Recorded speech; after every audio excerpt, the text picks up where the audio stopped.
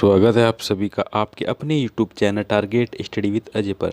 आज की इस वीडियो में दोस्तों हम बात करने वाले हैं संविधान सभा का निर्माण। हाँ जी, संविधान सभा का निर्माण और महत्वपूर्ण तथ्य, संविधान सभा से बार बार पूछे जाने वाले प्रश्न जो परीक्षाओं में आते हैं। तो आइए दोस्तों वीडियो को शुरू कर लेते हैं। सर्वप्रथम बात करें भारत में संविधान सभा का गठन का विचार किसके मन में आया था और कब आया था। तो दोस्तों संविधान सभा के गठन का विचार 1934 में पहली बार एन.एम. राय के दिमाग में आया था। हाँ जी, ये किनका विचार था कि भारत में भी संविधान सभा का गठन होना चाहिए। तो 1934 में एन.एम. राय के दिमाग में ये बात आई और उन्होंने ये बात जो है भारतीय राष्ट्रीय कांग्रेस के सामने रखी। इसीलिए 1935 में भारतीय राष्ट्रीय कांग्रेस ने पहली बार भारत के संविधान के निर्माण के लिए आधिकारिक रूप से संविधान सभा के गठन की मांग की। ठीक है फ्रेंड्स, ये बहुत खास क्वेश्चन हो जाता है। पहली बार 1938 में भारतीय राष्ट्रीय कांग्रेस की ओर से जवाहरलाल नेहरू ने घोषणा की कि स्वतंत्र भारत के संविधान का निर्माण वयस्क मताधिकार के आधार पर चुने गए संविधान सभा द्वारा किया जाए और इसमें कोई बाहरी हस्तक्षेप नहीं होगा। आगे बात करें, जवाहरलाल नेहरू की इस मांग को ब्रिटिश सरकार ने सैद्धांतिक रूप से स्वीकार कर लिया। इसे 1940 के अगस्त प्रस्ताव के नाम से जाना गया। ठीक है फ्रेंड्स, क्वेश्चन पूछ लेते हैं कि जो नेहरू जी ने मांग की थी उसको ब्रिटिश सरकार ने जो सैद्धांतिक रूप से स्वीकार किया, इसे किस नाम से जाना जाता है। तो इसे 1940 के अगस्त प्रस्ताव के नाम से जाना जाता है।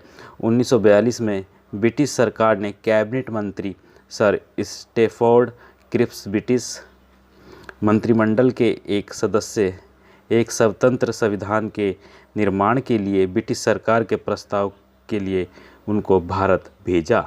लेकिन इस क्रिप्स मिशन को महात्मा गांधी जी ने ये कहकर रद्द कर दिया कि यह उस बैंक का चेक है जिसकी डेट निकल चुकी है। ठीक है फ्रेंड्स, तो इसके बाद जो अंग्रेज़ सरकार थी उसने कैबिनेट मिशन भारत में भेजा जो 1946 में आया और उसी के आधार पर भारत में संविधान सभा का गठन किया गया। तो दोस्तों वन बाय वन अब इसके क्वेश्चन हम आपको बताते हैं।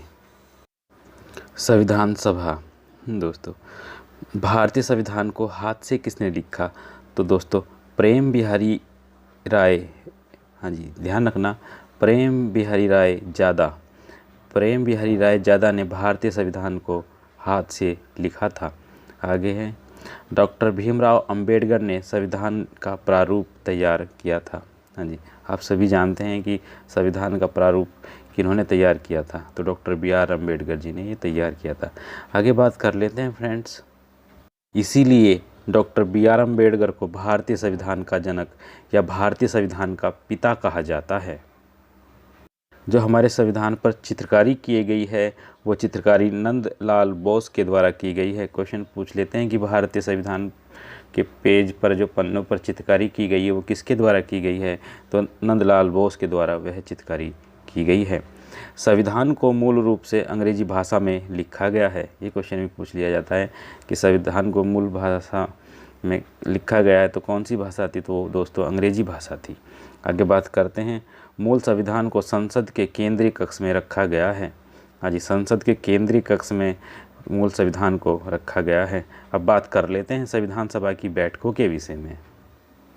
संविधान सभा की पहली बैठक 9 दिसंबर 1946 को हुई और इसका जो अस्थायी अध्यक्ष चुने गए वो सच्चिदानंद सिन्हा थे।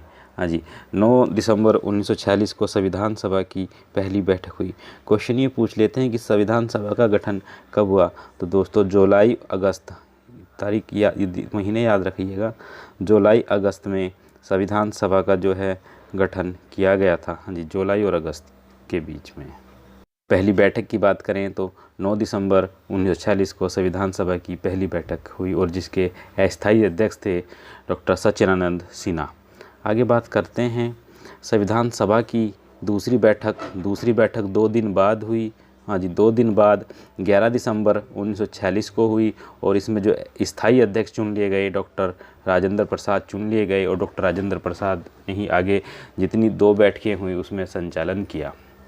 बात करते हैं तीसरी बैठक कब हुई। तो इसके 2 दिन बाद, हाँ जी 13 दिसंबर 1946 को जवाहरलाल नेहरू के द्वारा संविधान सभा में उद्देश्य प्रस्ताव पेश किया गया। और वो क्वेश्चन पूछते हैं कि उद्देश्य प्रस्ताव संविधान सभा की कौन सी बैठक में किया गया था, तो संविधान सभा की तीसरी बैठक में 13 तारीख को जो हुई थी, 13 दिसंबर को, उसमें उद्देश्य प्रस्ताव पेश किया गया।